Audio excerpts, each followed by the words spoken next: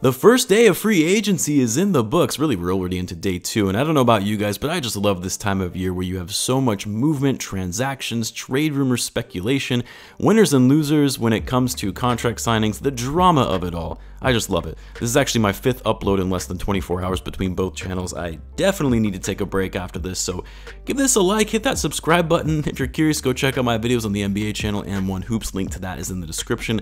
I talked about the biggest surprises of the offseason thus far, and of course, the breaking news on Damian Lillard finally requesting a trade out of Portland. But all that aside, we're here to talk about the Bulls, what they have done thus far in free agency, which of course is always changing. Very possible by the time you're watching this, more details and information has come out on who else the Bulls have potentially signed or even traded, who knows. But either way, in this video, we're going to be talking about the Bulls re-signing Coby White and also signing Jevon Carter, how these signings impact their overall cap sheet, and what the Bulls can do to fill out the roster going forward. So what's going on, everyone? You're listening to Bulls Central here. Hope you're all doing well.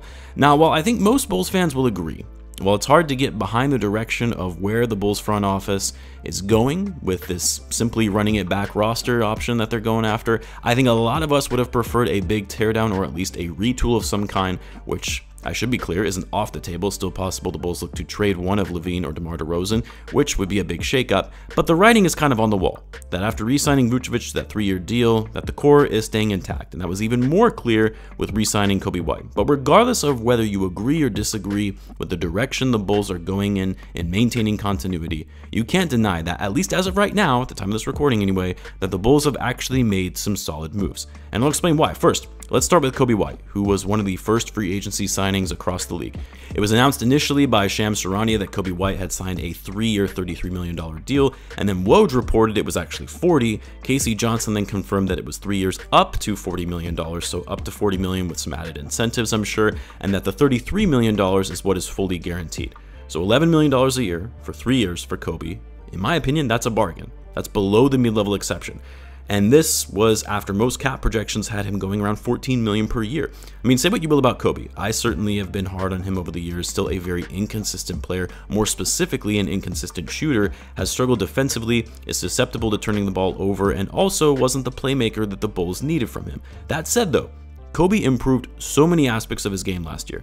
He got much better defensively, both in playing on and off the ball. His handles were dramatically better in taking care of the ball more and not turning it over as frequently. He improved his finishing at the rim and his shot. His 3-point shot started falling down a little more consistently.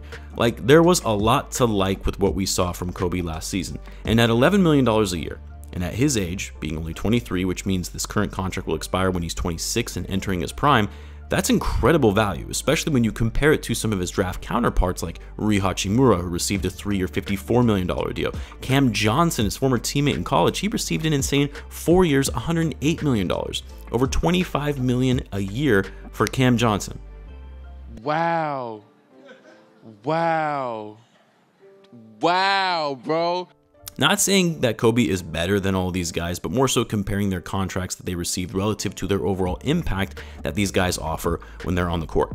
And for the Bulls, who knew that they were going to be hard-pressed going up against the luxury tax line, to get Coby on a discount like this below the mid-level exception is a big win. And it also is a very tradable contract down the line should they look to pivot in another direction. But even as good as that contract signing was, and I know this is going to come off super biased, and to an extent, yeah, it is, but I actually think the Bulls signing Jevon Carter was even better than the Coby deal, and could go down as one of the more underrated signings of the offseason. I know some will say, man, you're really gonna hype up Carter like this? Dude barely scored 8 points per game last season for the Bucks and averaged only 2.4 assists as a point guard. Well, here's the thing, right now, everything for the Bulls is all about need and fit.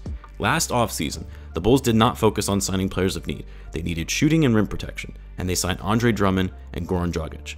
Going into this season, the Bulls absolutely need shooting more than anything. And now that we know Lonzo isn't coming back, probably ever, whereas last offseason, there was this hope that he was going to be returning. So not only do the Bulls need shooting, but they need a point guard, and a point guard that can defend the perimeter like Lonzo did.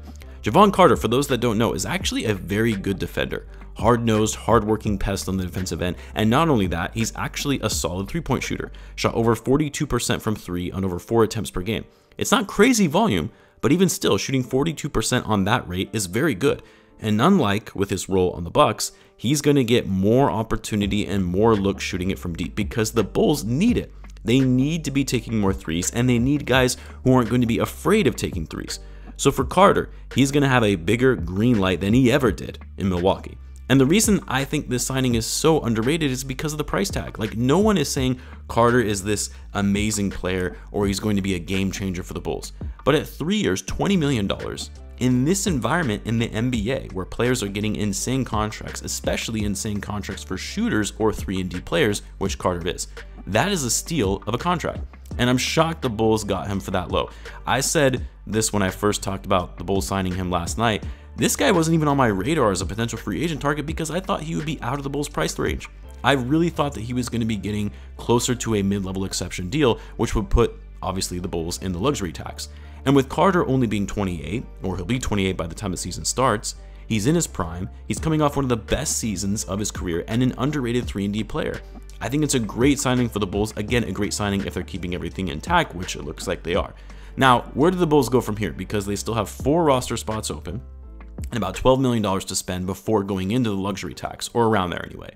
They still have more money to spend using the mid-level exception since Carter's contract is only taking up about half of that at $6 million. They also have the biannual exception and, of course, vet minimum deals. There is also Ayo, who hasn't been signed or hasn't received an offer sheet from a team. Most are predicting that he'll likely just play on his qualifying offer of around $5.2 million. Assuming that is the case, then the Bulls would have about $7 million before they hit that dreaded tax line and 3 roster spots to fill.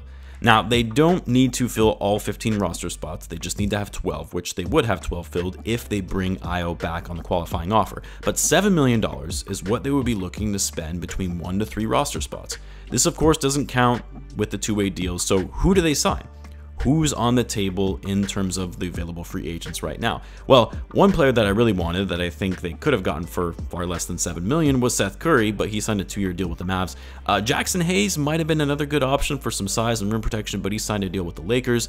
And the dream of Max Strus went out the window as he signed a nice contract with the Cavs through a sign-and trade. But rather than talking about all the players the Bulls could have gone after but are now taken, who's still left on the board that would make sense for this group with the amount of money they have available to spend? Well, there is still Dante DiVincenzo. I'm actually surprised he hasn't received a deal yet. Great shooter, solid defender. I think he's likely looking for more money than teams are going to be willing to give him, which could actually work to the Bulls' advantage because they can't offer him more than $7 million, not in the first year anyway. Maybe if they offer him a longer-term deal that would be attractive enough if the annual contract value is still low. There is also Dylan Brooks, but I really want that guy to stay the hell away from my team. A couple of restricted free agents as well, Matisse Thybulle, PJ Washington, Grant Williams as well. I have a hard time seeing the Celtics matching an offer sheet for him. Bulls could use his size down low. Christian Wood is probably off the table at this point because the Bulls aren't going to be able to afford him. He's going to take something more than $7 million a year. But for a guy that I actually would like the Bulls to take a chance on for a minimum deal, and I talked about this before, is Mo Bamba. Mo Bamba, yeah, he's had his challenges. At times doesn't seem very motivated. Yeah, it's very possible he's out of the league in just a few short seasons, but for a low-risk min deal, for a big man that is quick on his feet, a great shot blocker, good rim protector, but also has the range to space the floor and shoot from 3, that season with the Magic, when he was going into that contract year, he played very well, was shooting efficiently, was great on defense, and then of course the Magic added Paolo Banchero, which limited his minutes. He got moved to LA, doesn't really fit there, the Lakers waive him, and it makes him an unrestricted free agent. I think in the right role, the right opportunity, it could prove to be beneficial for him and for the Bulls, a team that is in need of more front court depth, so they don't have to play Caruso at the 4 or Javonte Green, who might not be coming back anyway. Bamba gets an opportunity to showcase what he can do and play for a contract in a 1-year mid deal. Dude was a former top 5 recruit coming out of high school and the number 6 overall pick. Man had a ton of promise. Sometimes you just need the right opportunities, and maybe this would be one of those opportunities that the Bulls could give him. Either way, the Bulls have to figure out how they can get players for cheap that fit both their needs for shooting and some size and rim protection. Basically the same things they needed last offseason. Let's see how the rest of free agency goes. Let me know who you guys think the Bulls should be going after. As always, be sure to subscribe, and I'll see you in the next one.